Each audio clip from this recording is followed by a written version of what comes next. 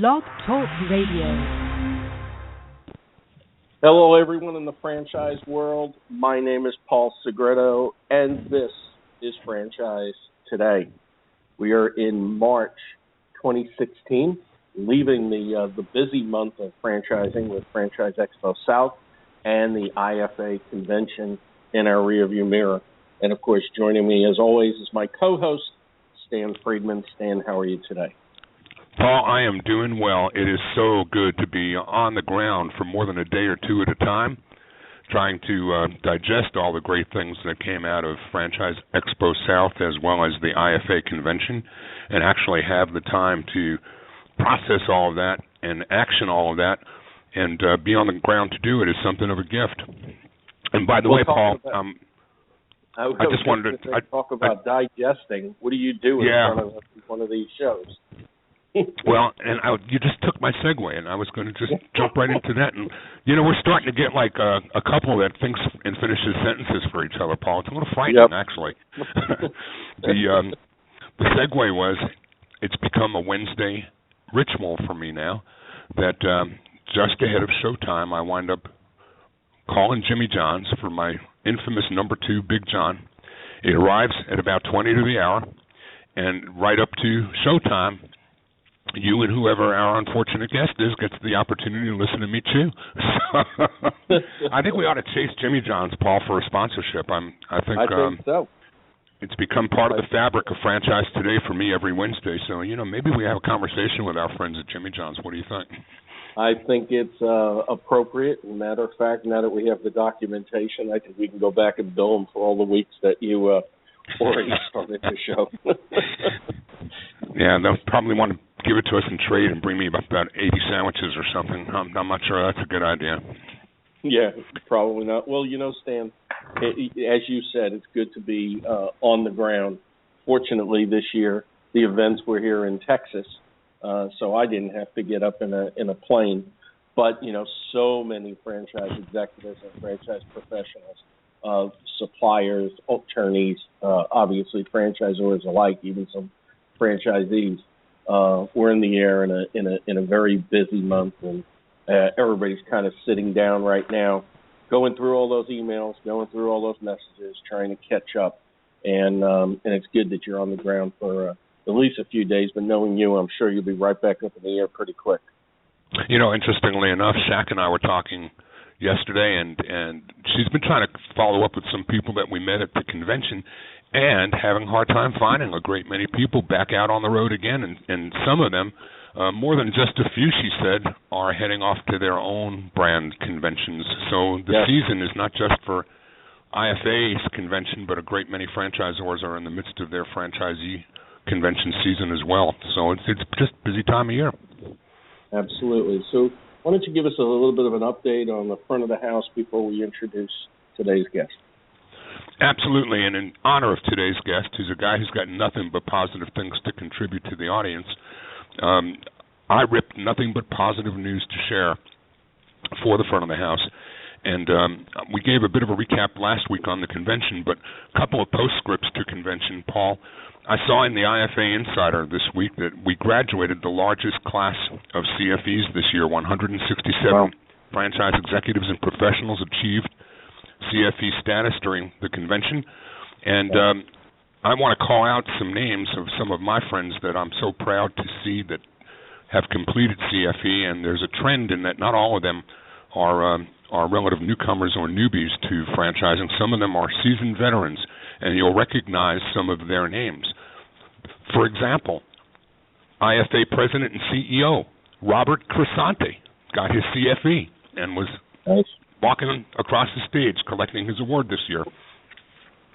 How about Joe Lindenmeyer, one of my faves here in Atlanta, Gail Longmore-Jones, Peter Wright, Sean Manning, again, Robert Crescente, industry veteran, franchise founder of multiple brands, David McKinnon.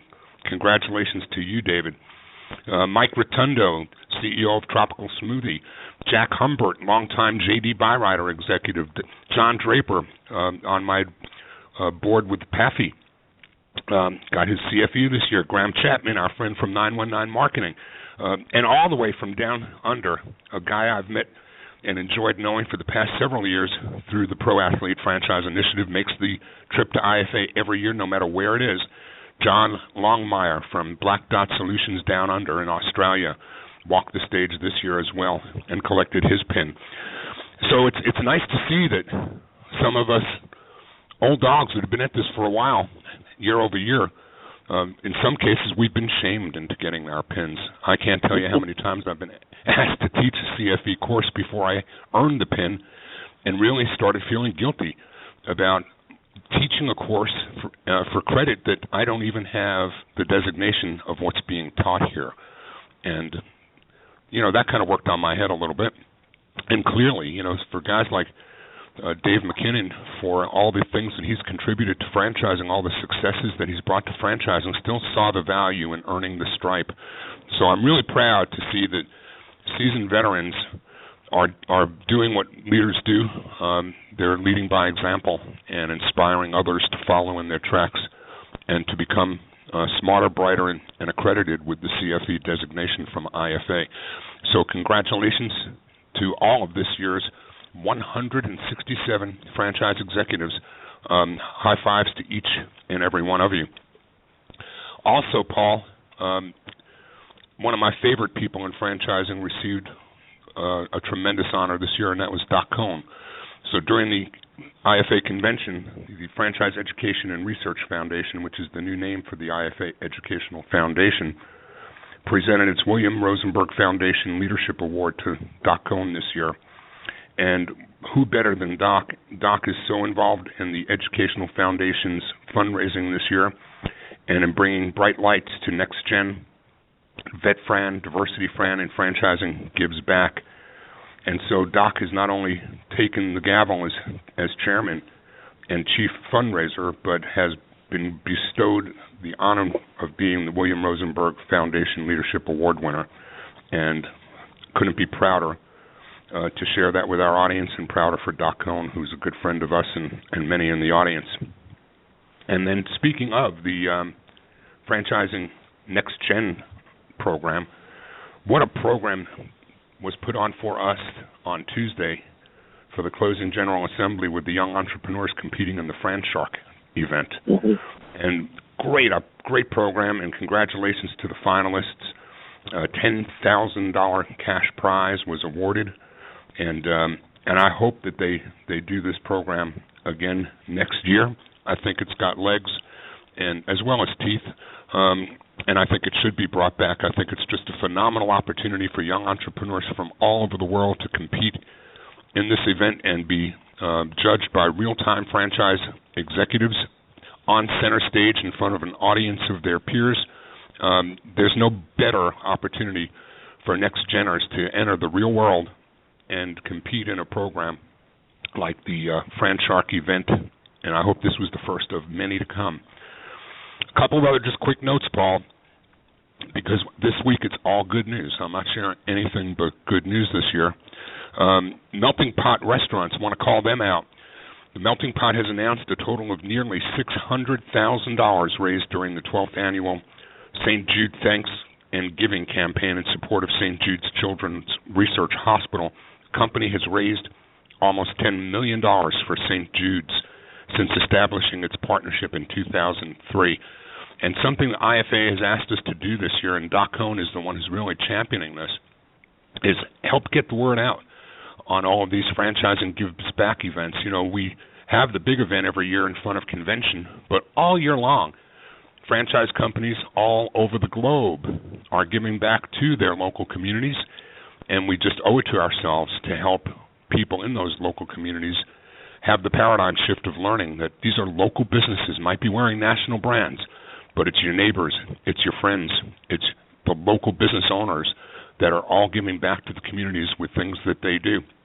And in fact, in my conference room right now on the other side of the wall are a bunch of people from our parent company, ARC Systems, as well as FRM teammates that are working on a lunch program, filling up bags for an Atlanta charity called Church on the Street, helping the homeless here, and just a piece of what Franchising Gives Back is all about, happening right now in real time as we're podcasting. So all this is just a lot of good stuff to talk about. And the last piece I'm going to leave you with before we introduce our guest, Paul, is during last week's convention on Tuesday, I'm in my booth, and a couple of my old friend executives from here in Atlanta walk up to me, Joe Lindenmeyer being one of them, and Tom Wood, president and CEO at Floor Coverings International, and said, Tom is on an advisory board at Kennesaw State University, and he told me about a program that KSU was putting together that they were extremely proud of,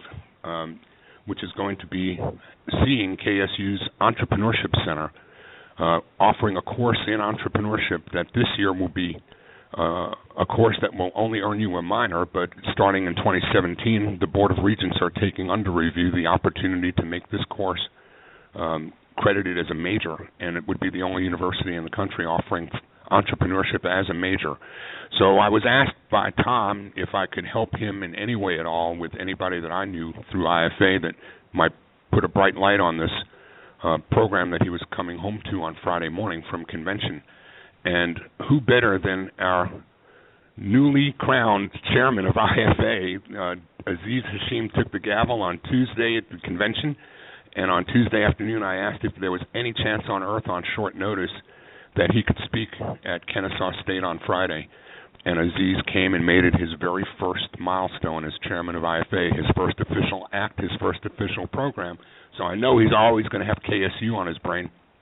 But he spoke to a room of 150 advisors, business leaders, students, and the students just were most inspired by Aziz. Aziz couldn't get out of there after the program was over for the long line of people that wanted to just pick his brain for one more nugget before he left. So publicly, I want to take this opportunity to thank Aziz Hashim, who's got a very full plate this year ahead of him. We're going to be seeing him as our guest hopefully next week here on Franchise Today, but Aziz is going to make a big difference in his year serving as IFA's chairman, and he didn't wait but a day after landing in Atlanta to make Kennesaw State's entrepreneurship program the first stop on a long, long list of things that I know he's going to achieve for us in IFA this year. And that, Paul, is the front of the house. You know, Aziz has got such an unbelievable schedule, and what a great gentleman and person that just has tremendous wisdom beyond his years. But right in the middle of it, his company, NRD Capital, goes ahead and buys a majority share in Fuzzy Tacos as if they don't have enough to do. And so my congratulations to Aziz and Susan Beth and the rest of the NRD Capital team. It's kind of funny that while he was standing on stage, he kept looking at his watch, and he told it was Friday morning. He said he told the audience, "I'm not looking at my watch because I have someplace to be. I'm looking at my watch because in 3 minutes there will be a press release going across the wire announcing our latest acquisition." And he was, and even with all that going on, where was he but with us at KSU? So, well, can't thank you enough, Aziz Hashim.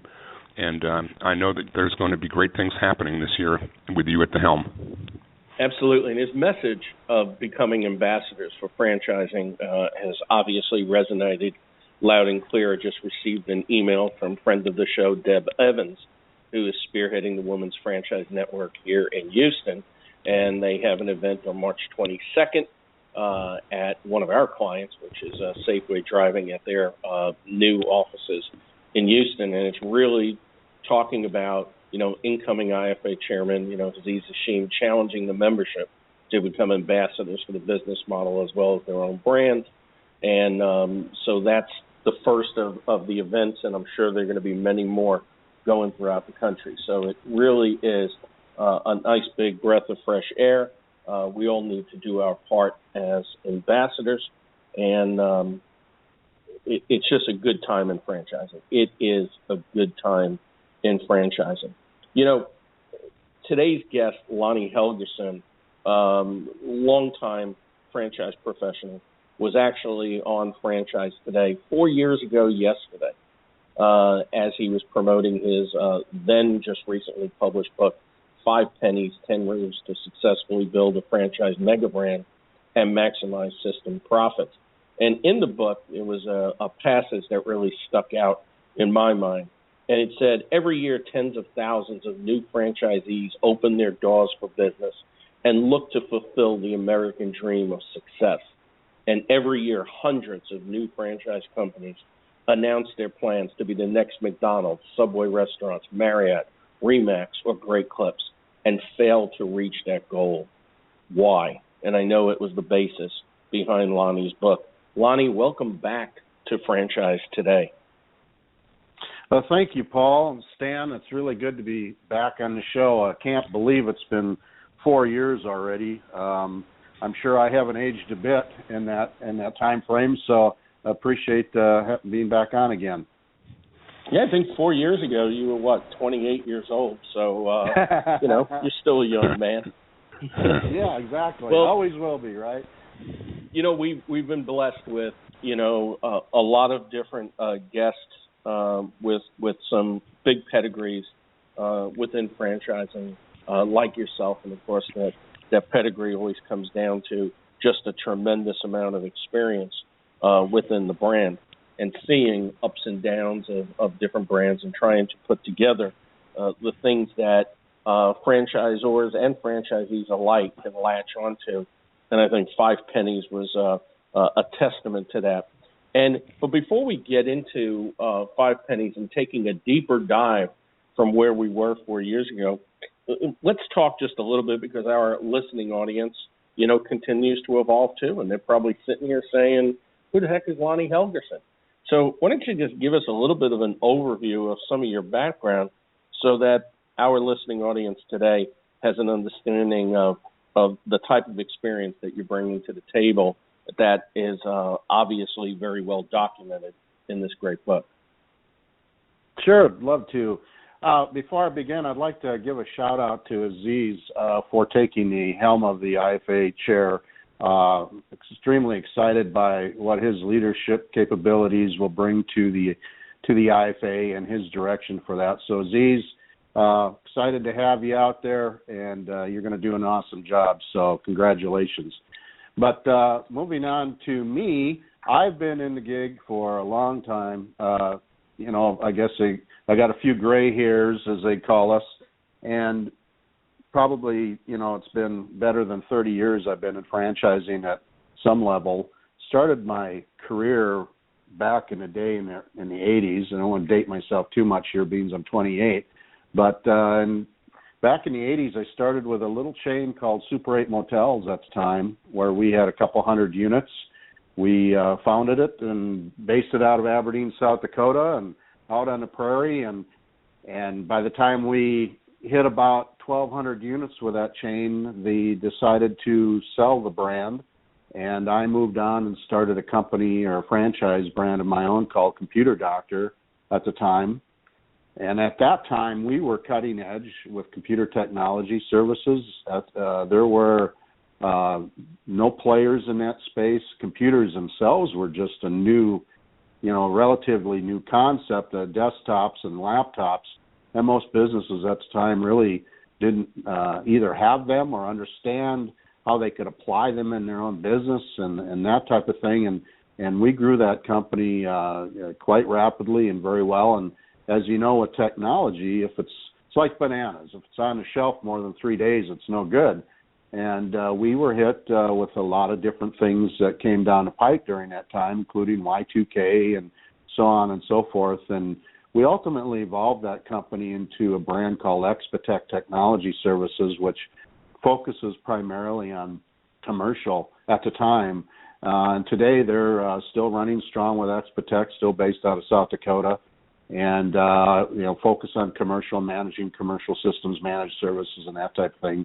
Very proud to have been a part of that company and where they're at. And in 2005, I exited out of that brand and moved to Florida with my family and worked with a number of companies down there, including Identikit out of St. Petersburg.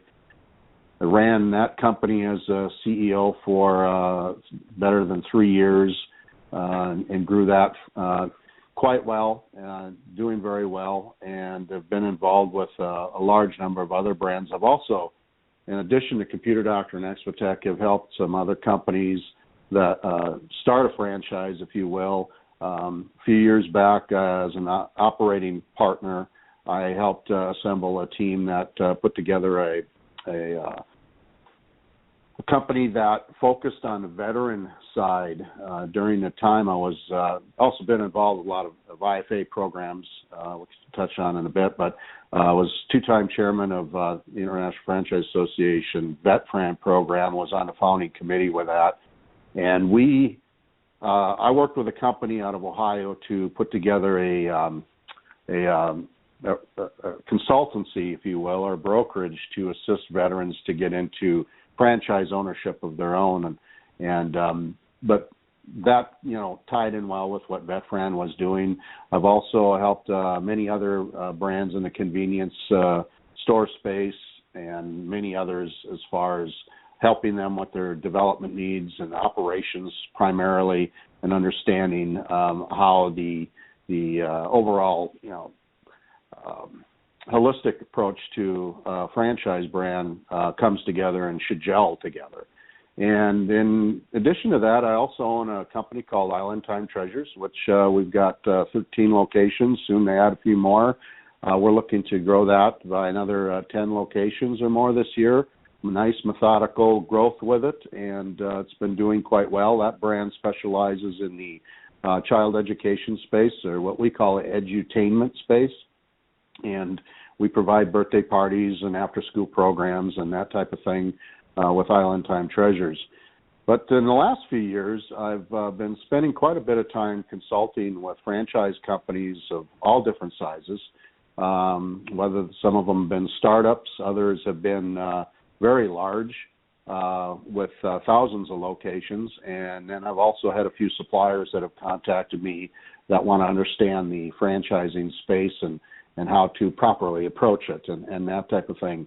But most of all of that has been really revolving around Five Pennies. As you said, I wrote that 4 years ago.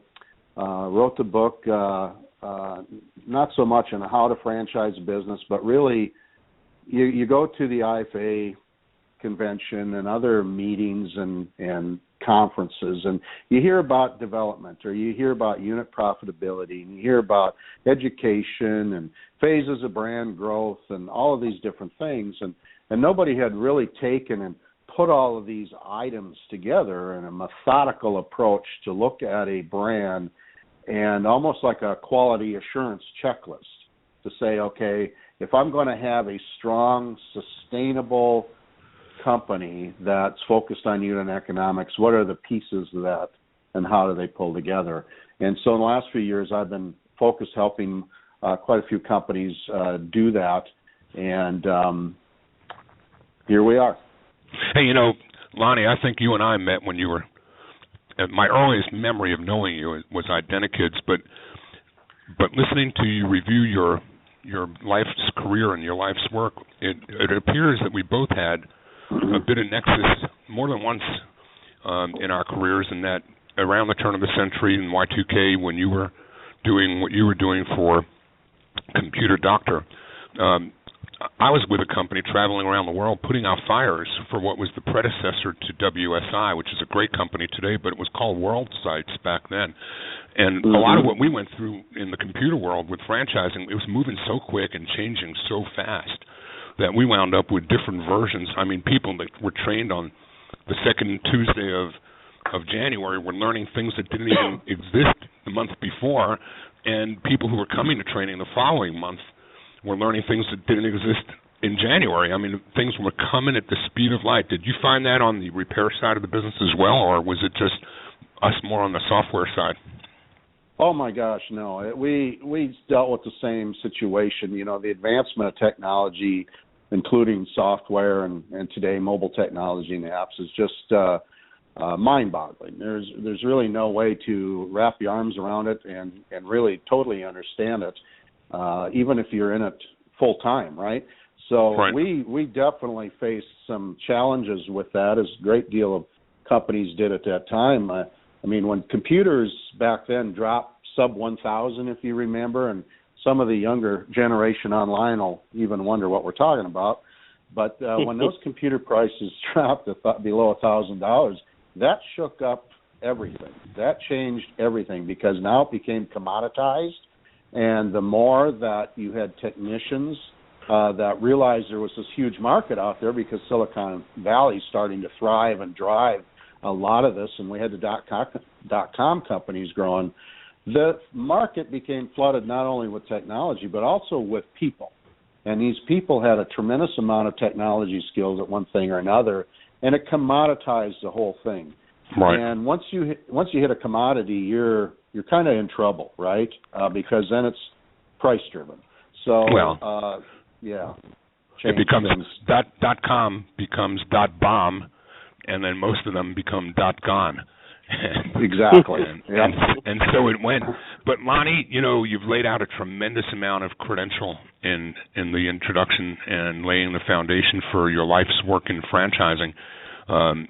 Pretty much establishes why you've got so much to share and had probably been inspired to write that book in the first place.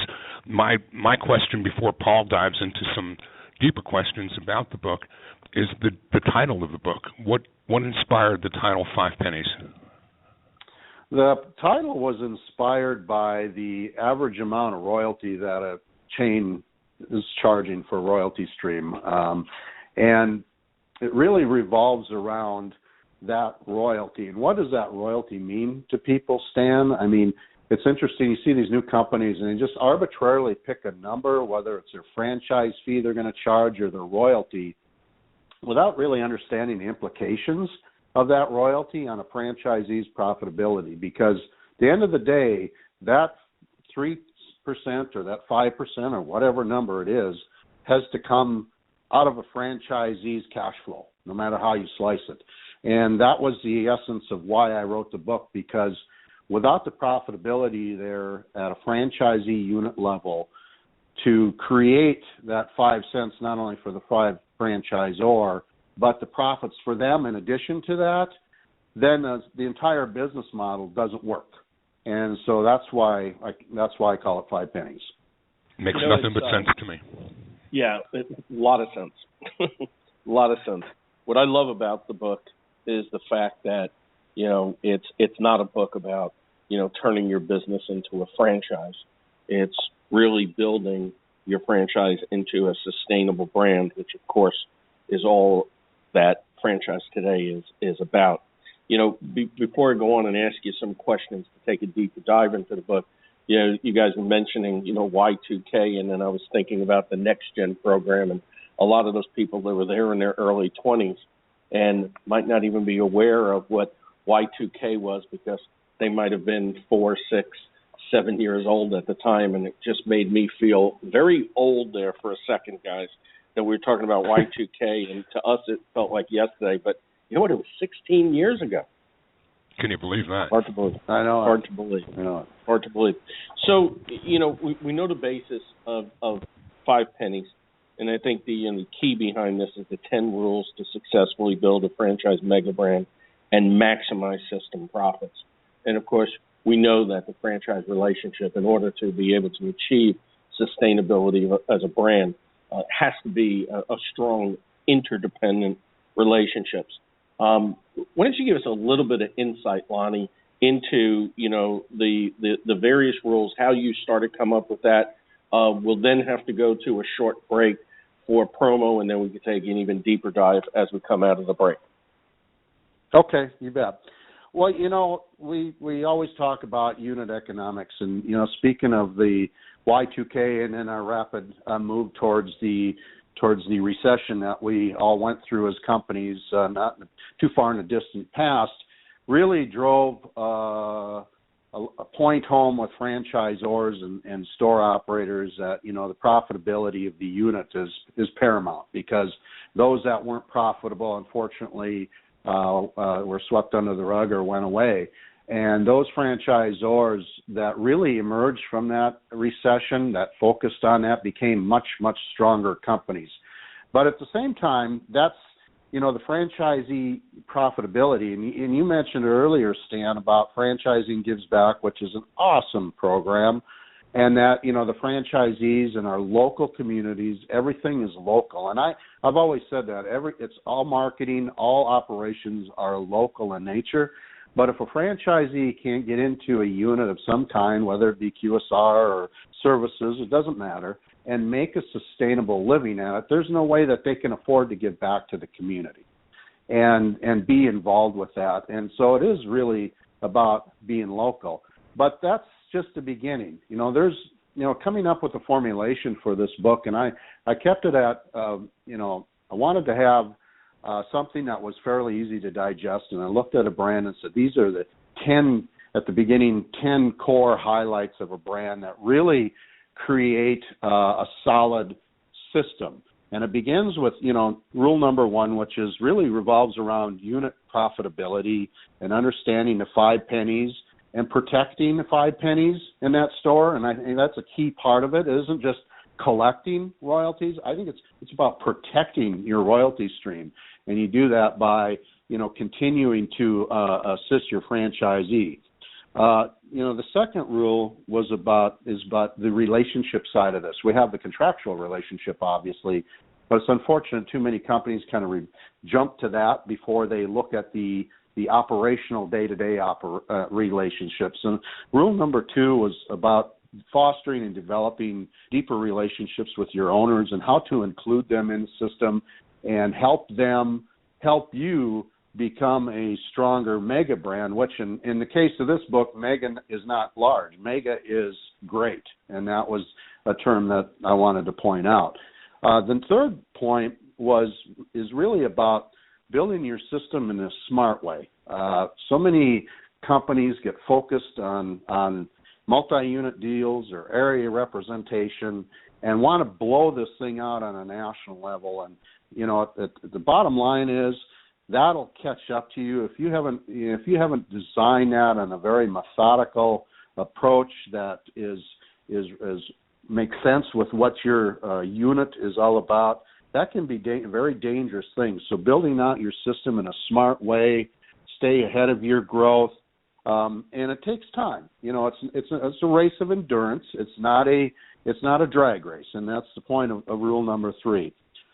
The fourth one is about franchise education experience. And Stan, you were giving shout outs to all these people that we know, and it's an awesome, CFE designation is a program that I served on the ICFE board of governors for many years. And I can't say enough about that. I can't say enough about franchise education or having that experience in your company. And so often we see these small franchise brands that are afraid to approach guys like Dave McKinnon or myself or Stan or you, Paul, and others to bring that experience in because they're afraid we're going to charge them an arm and a leg. But you know what? In many cases, we're there just to offer help in any way we can. But at the same time, that system, regardless of how small or large they need to be, needs to focus on becoming smarter at franchising. The fifth one rule in the book is about cultivating best practices and bringing those ideas and how to harness those ideas and make a stronger system by that. The sixth rule is about... Hold that thought right there, Lonnie, because it's only appropriate that you made it halfway through the 10 rules at the halfway point in the program, and I'm going to do that halfway break that Paul spoke about, and then you can bring us back around for 6 through 10. This is Franchise Today. I'm Stan Friedman along with Paul Segreto, and we're speaking today with author, serial entrepreneur, franchise executive, founder, CEO, Lonnie Helgerson. Franchise Today is brought to you by the Franchise Foundry, Paul Segreto's Business Accelerator, where he helps early-stage systems stand up and emerging franchise brands grow up as they scale their brands for sustainable growth. Franchising Today is also brought to you by FRM Solutions, where we offer robust, out-of-the-box CRM and content management software solutions, all tailored specifically for franchising to assist with the management of relationships between franchisors and both their prospective and existing franchisees. So, Lonnie, between you, me, and Paul, we've probably reinvented ourselves more than the 9 lives that God bestows to a cat. But for as long as I've known you, which I think goes back to that identikit, as I said earlier, I don't think I knew, or at least remembered, your history with Super 8, which later earlier in my career, I was involved with a company that you probably sold Super 8 to. So there's another touch point in our lives in that 2.5 degrees of separation. So I worked for HFS Ascendant, but on the real estate side of what was major hotel business, where they were acquiring all kinds of brands like Super 8. And in fact, I worked for a gentleman who became the president of ERA Franchise Systems, coming to ERA from having served as the president of, guess who? Super 8. There you have it. Small world, isn't it? Can't make it up. But we're at a poignant point where you've gotten through the top 5, and we're going to come back and dive more into some of these. So let's go through 6 through 10, and then, Paul, you can pick it up from there. Sounds good. All right. Number 6 is about finding the right, and I would say finding and recruiting the right franchise owners, because at the core of the business of the unit profitability is having those right franchise owners in those units and growing the system. The 7th one focuses on what I call unit and national marketing. In other words, where the rubber hits the road is what is the franchisor doing to drive sales at the unit level. So often we focus on national marketing initiatives, but what are we doing at the unit level? What are we doing at the street level to provide programs and assist those franchisees and making that cash register ring? That's the key part. The 8th one is about creating partnerships. This is more of a macro level look at your system. And speaking of Super 8, we did a couple things that were very incredible at the time back in the 80s, early 80s, late 70s, with the VIP program, which was a loyalty program at the time, which is way ahead of its time, and also our in-house reservation system. Those were macro-level programs that drove a tremendous amount of value and revenue to our franchisees. So what is a chain doing to create partnerships? What type of national accounts do they have in place? What type of programs do they for example, you mentioned St. Jude earlier with the Melting Pot folks, and very proud of those guys and what they've contributed to that. But that's a great example of a macro program that fits into this topic. What are they doing to bring that brand forward? And then number 9 is really about system technology. We've been talking about technology and computers, and today is how do you manage that system? What are the KPIs? How do you gather all of this data into and aggregate it and make sense of it, share it with your owners, and help them and you grow the system? And then finally, the last one, number 10, and perhaps this should be number 1 in some cases, is really about what are the phases of a brand, when they go from 0 units to 50 and so on and so forth, and phases of that brand. But what are the financial requirements it takes to grow a brand, not only when you start it, which today is incredibly expensive, by the way, but what happens when you hit 30 to 50 units and you are growing fairly quickly and you're having cash flow problems, and what does that look like? So where do you need to be for managing that system ongoing as you grow, and what it takes to succeed? And that's the a summary of the 10 chapters in the book, which really give a good foundation to a strong brand. And certainly we appreciate that. I felt like it was an extended version of the David Letterman top 10, which I think is always great. Lonnie, as you and Stan were going back and forth about when you two first might have crossed paths, distinctly remember the first time we crossed paths, and it was when Deb Evans, then the president and CEO of Computer Explorers, had a regular, I think it was a monthly, like a CEO call. And I was invited into it, and you were on the call. And I remember shortly afterwards, and of course at that time I was diving very deep into the early stages of social media, and you called me and you said, I'd like to have you on a panel at the IFA convention, which at that point was going to be in San Diego. And I said, well, I think there's a potential problem, because although I've been an IFA member on the franchisor side for so long, I really hadn't become a member at that point in the IFA as a supplier. And I remember your exact words. You said, well, heck, they got Bill Clinton speaking, and he's not an IFA member. So I remember we chuckled about that, and I said, yeah, I don't even charge as much as President Clinton does at that point. So yeah, anyway, and the good news, Paul, is he still isn't. Yeah, exactly. Interesting. Well, one of the things amongst many that really stands out in my mind as I read through your book, and quite frankly have used it as a handbook of my own as I consult with a lot of different franchise companies as well, was the tools to improve franchise relations, because I honestly believe franchise relations, even to this day, doesn't have enough attention.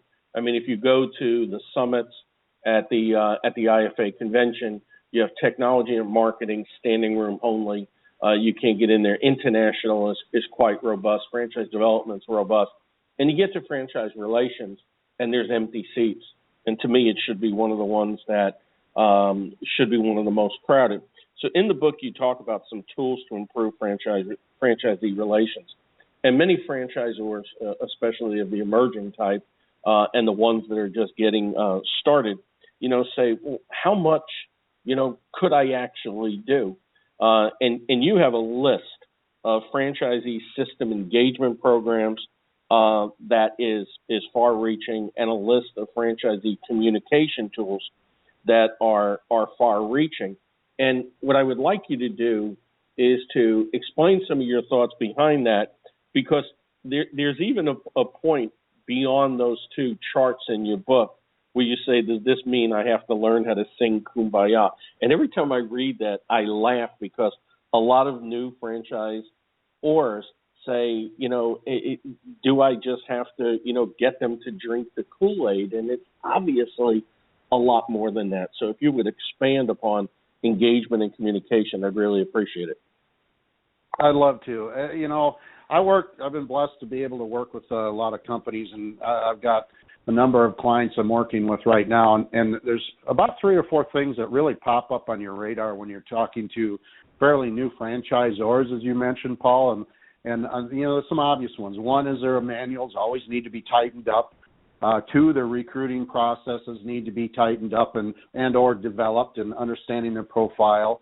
3rd is their internal operations and how they're approaching. But franchisee relations is probably number 3 or number 4 on that list at all times, and understanding how to work with a franchisee, because I have a client right now, and they've got a flourishing system. They're fairly new at franchising, and that's one of the topics that we've talked about a great deal, is how do you create programs, and at what depth do you do that, and more importantly, when do you do that? Because if you're a brand that's only got 2 or 3 locations, 1 or 2 franchisees, it's hard to do.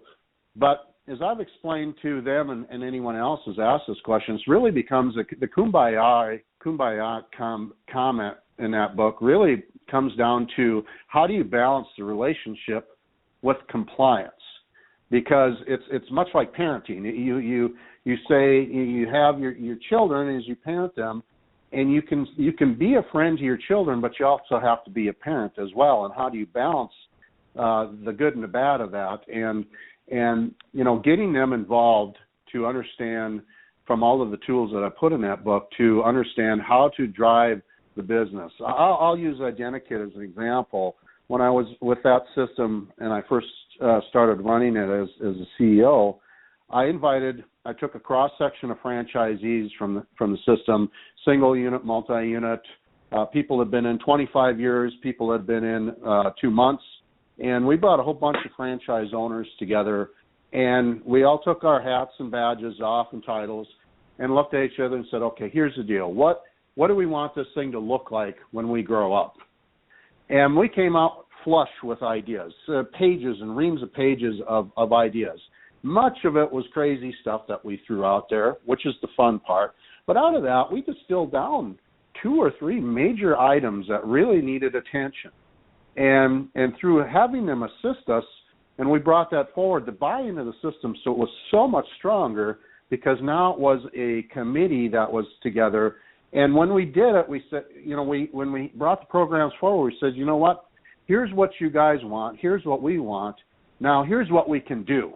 And that's the part where the kumbaya comment comes in, is what can you really do, but if you've included people with that, Paul, they get it. I mean, they understand that they have asked for the moon, but just like your kids, if you will, they know they're going to only get one of the 15 cookies in there versus the whole, the whole jar. So that's what that means. So I hope that answers your question a bit. Oh, absolutely. And the book is full of neat charts. And I say that because it's easy reference, and people's busy time, they don't always have the time to go and read word for word. And as important as it is to understand everything in the book, really, if you've got a little bit of experience in franchising, if you just referred to the charts, I think you can make a world of difference in your organization. And one that really struck me, they've all struck me as great. There's one about best practices, communication, and education channels. But the one that really gets me as being absolutely essential in running an organization is the Franchisee Unit Profitability Tools Guide. And I like where you have the tool, you have what it does, but more importantly, you have the 10 rules, the specific rules that applies to that. And I think that's such an easy reference. And I certainly appreciate that and would recommend people to look at that. But, Lonnie, this all comes down to, one key word. And I think it gets diminished a lot. I think it gets misunderstood a lot. I think it gets stepped on a lot. And that word, of course, is culture. And it stems into, creating that right culture. And in your book, you have a quote that says, to change any culture in any company, the people at the top have to show it, because words without deeds mean nothing. And it's nothing. Hugely powerful. Yeah, culture is, let me put it to you this way, and you guys know me, and so many listeners do. I don't, not much filter with me. Running a brand is damn hard. I mean, it's building a franchise company is not for the faint of heart. It takes commitment. It takes every fiber of your body to create it, and to get into a situation where you're starting to envelop others to love your brand and bring that brand culture. You get a lot of emotion involved with this, especially for these new franchisors or first brand. It's like birthing, and it's incredibly difficult to let go of those things that are that you think are important, but it really may not be as important as they do. And the only way that would be known is for some seasoned guy like us to step in and say, well, today that's important, but believe me, in 5 years it isn't going to mean anything. Or when you got 300 units, and to create a culture of embracing franchisees isn't for everyone, and not everyone can do it. And I think if management that are starting a brand, or even if they've got 1,000 or 3,000 units, understands that they've got some type of culture problem or franchisee problem in their system, they really need to take a look and say, what am I doing at the top to promote this or change this? And if they're not, then their system is going to continue down a path and get worse to the point where it may be irreparable. So, Lonnie, who in your view, when you wrote this book, who were you thinking about? Who were you hoping for as a primary reader? Whose eyes did you want to place this book in front of to benefit from most? Primarily, Stan, it was management. I have about 3 customers, really, if you will, who anybody in franchising should read the book, and that includes franchisees, because it'll help them understand what it takes to build a system. But management is where it starts. The people at the and I'm talking not only just senior, but middle management, department heads, director level, anyone that's engaged with franchisees on a daily basis needs to read this. And the 10 rules, the 10 pieces at the base of this, Stan, are only the beginning. I've got a program that I've been working with companies here in the last year or two. Is I've got what I call a 25 core assessment, which takes these 10 rules and dives into 25 deep core areas of a brand that include everything from quality assurance to technology and all of those things, to really create a roadmap of all the things that they're looking at, that they should address, where their weak points are. It's like a massive SWOT analysis, strength and weakness analysis, awesome, but only on a macro level.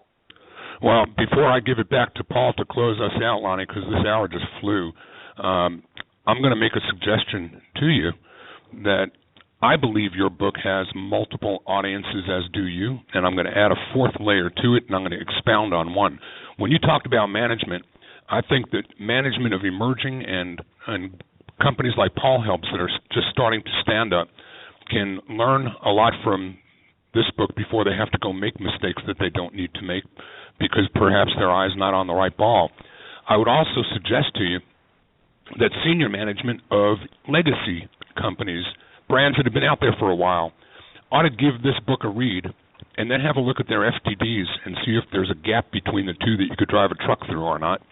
It might Absolutely become something of a reality check for senior management that are up in a C-suite, steps of management removed from the front line where the rubber's meeting the road, and give themselves a reality check.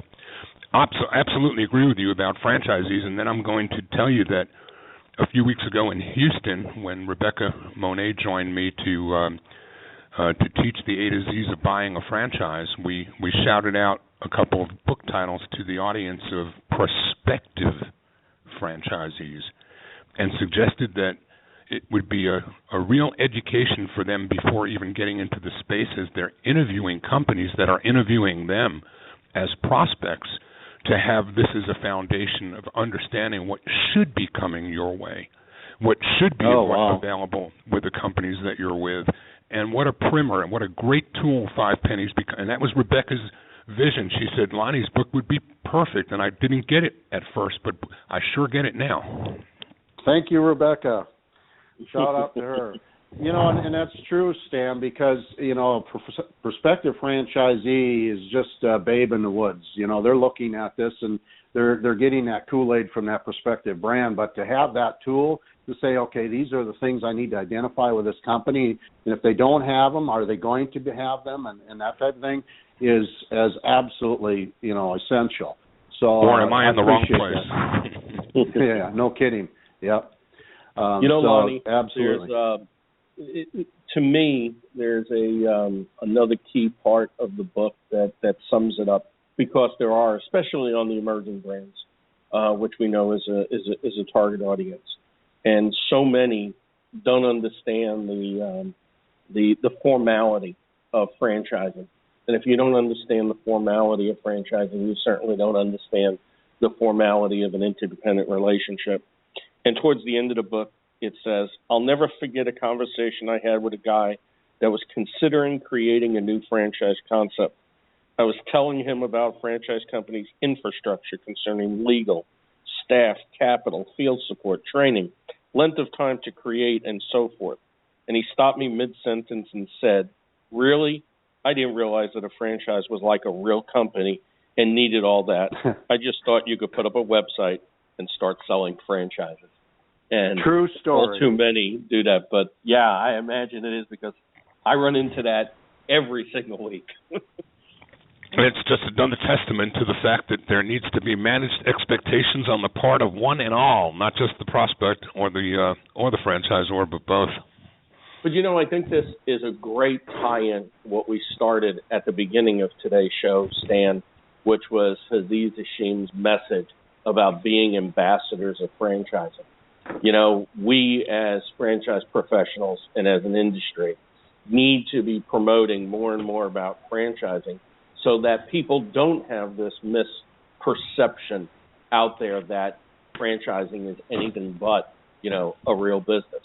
So it's very important. I mean, as you guys know, I've been very, very vocal with American Express and Small Business Saturday and tired of franchising being disrespected and not being considered as the key component or the key cornerstone to small business. And we saw some of the same things take place in various government groups that were looking to pass laws and absolutely weigh initially on franchising ahead of the mom and pops. I think this is all part of what we need to do as ambassadors of franchising. I'll take it a step further, Paul, and I don't think we can scream it loud enough. We've given Aziz almost as much airtime today as we have Lonnie. but the truth is that if Aziz said anything that resonated with me and stuck with me as he accepted the gavel from Melanie Bergeron, it was that the number one enemy of franchising today is not government, it's not Republicans or Democrats, it's not regulation, it's not legislation, it's ignorance. And if you don't fill the gap that's left by ignorance, then SEIU and NLRB and others will. So it is incumbent upon all of us to have help people have a paradigm shift about what franchising really is and what it is and what it isn't. And who better than the frontline foot soldiers that are living the dream every day? Who better than them to make certain that we do our role in sharing what franchising is all about with everyone that we can, so that paradigm does shift and people can respect this business model that contributes so much in wealth and treasure to the economy, instead of fighting the battles of regulation and government intervention. Mm-hmm. Couldn't agree more. Absolutely. Well, Lonnie, it's amazing how fast an hour flies by, and it's also amazing how fast 4 years flies by. So we certainly want to have you back on the show in a much quicker period of time, at least by the time you're 36 years old. So I know you're busy, like we all are, but I really appreciate the time that you've taken to be with us today live, and great bit of information. Again, Lonnie's book is 5 Pennies, 10 Rules to Successfully Build a Franchise Mega Brand and Maximize System Profit. Thank you again, Lonnie. Thank you, gentlemen. I appreciate you being on the show, and we'll do it again sometime. Look forward to it, Lonnie. Thank you so much. Thank you. Well, Stan, another riveting hour flies by, and I guess we'll be getting some confirmation of when Aziz will be coming on the show. So I look forward to being able to make that announcement as soon as you hear from his team on that. And Paul, if we keep it up, finishing each other's sentences the way we are, we're going to be able to get rid of our smartphones and stop texting each other backstage, so that we're coordinating our efforts. We're just going to be able to think alike and know exactly whose turn it is to talk. Right, absolutely. Well, Stan, thank you. Thanks again to Lonnie. Until next week, my name is Paul Segreto, wishing you the best, the very best, in this great, great thing we call franchising. And Franchise Today is out.